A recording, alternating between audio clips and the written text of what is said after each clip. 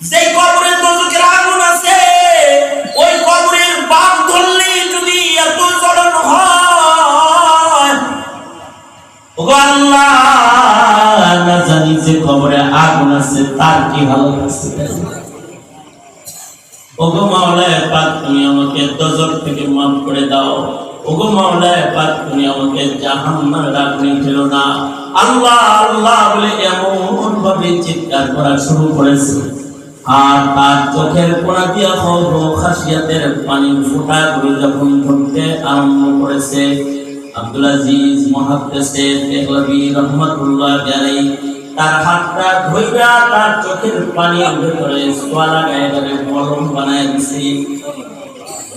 এই চোখের পানি হাতে তাকওয়ার চোখের পানিটা লাগার সাথে সাথে পানিটা লাগতে দেরি হইছে।